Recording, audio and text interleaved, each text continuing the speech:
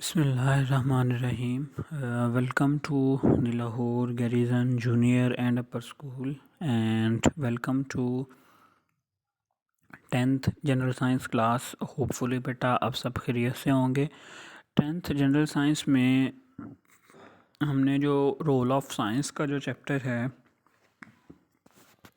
वो डिस्कस करना शुरू किया हुआ है. पेज नंबर है बेटा आपके पास 160, और जो टॉपिक आज हम डिस्कस करने जा रहे हैं वो है एंजियोग्राफी. ठीक है, लास्ट लेक्चर्स में हम बहुत सारी डिफरेंट जो टेक्निक्स हैं लाइक एक्सरेज, कंप्यूटराइज्ड टोमोग्राफी, उन सब को जो है वो बहुत डिटेल में डिस्कस करके आए हैं.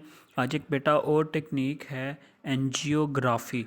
ठीक है, इसके बारे में हम डिस्कस करेंगे कि एंजियोग्राफी बेसिकली क्या है और किस तरह से जो प्रोसीजर है ये परफॉर्म किया जाता है. ठीक है, तो मोस्ट आप में से ज़्यादातर लोग तो एंजियोग्राफी से फेमिलियर होंगे कि जो बेसिकली दिल की जो शरियानें हैं या दिल की जो नालियां हैं उनमें ब्लॉकेज को देखने के लिए कि ब्लॉकेज किस नौइयत की है, किस तरह से ब्लॉकेज है, उस सब को देखने के लिए जो एंजियोग्राफी है वो करवाई जाती है. ठीक है, तो एंजियोग्राफी बेसिकली क्या है?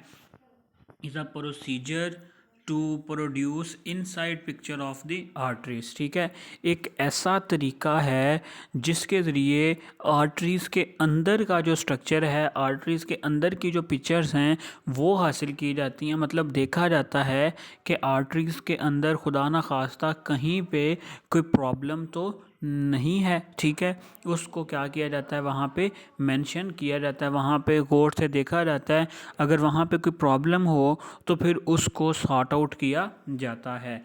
व्हेन आर्टरीज आर ब्लॉक्ड और सफ़र एनी लॉस और any irregularity develop in them then chest pain, heart attack, stroke and many problems में अकर. अब देखो होता क्या है कि जब आर्टरीज़ में खुदा न खास्ता किसी वजह से कोई ब्लॉकेज हो जाए या आर्टरीज़ का जो स्ट्रक्चर है वो इरेगुलर हो जाए या जो है किसी तरह के जो आर्टरीज़ हैं वो ब्लॉक हो जाएं या उनमें कुछ स्ट्रक्चर लॉस हो जाए, जिसके नतीजे में फिर क्या होगा कि उन आर्टरीज़ में जो ब्लड है वो सही से फ़्लो नहीं कर पाएगा.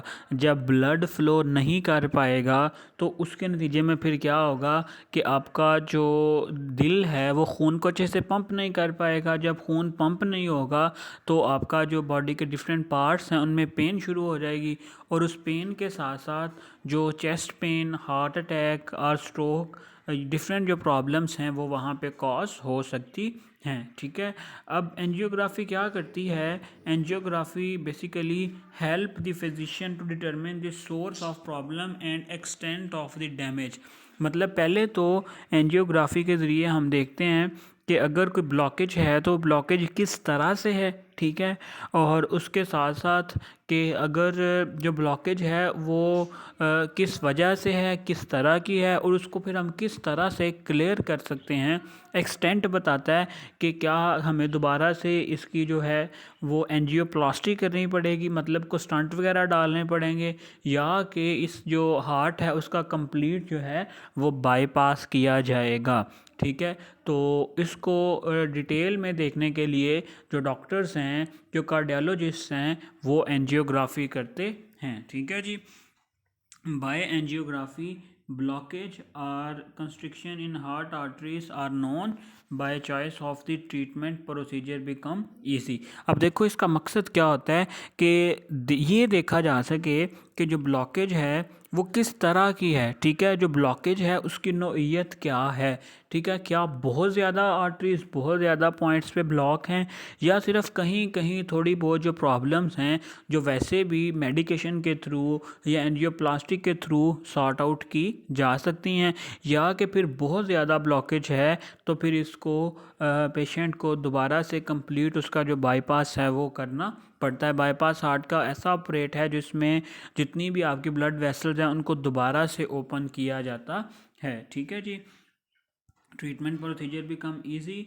Replacement of valve, bypass operation, to lay pacemaker. Pacemaker आपकी बेटा आप जिसको बैटरी भी कहते हो. ठीक है, कि आपके हार्ट को पंप करने के लिए जो बैटरी लगाई जाती है आपके दिल में आर्टिफिशली, उसको हम पेस मेकर कहते हैं। So this is all about the angiography, जिसमें हमने क्या देखा कि एंजियोग्राफी एक ऐसा प्रोसीजर है जिसके ज़रिए आपकी जो आर्टरीज़ हैं, जो खून की नालियां हैं, उनके अंदर हम बहुत डिटेल से देख सकते हैं।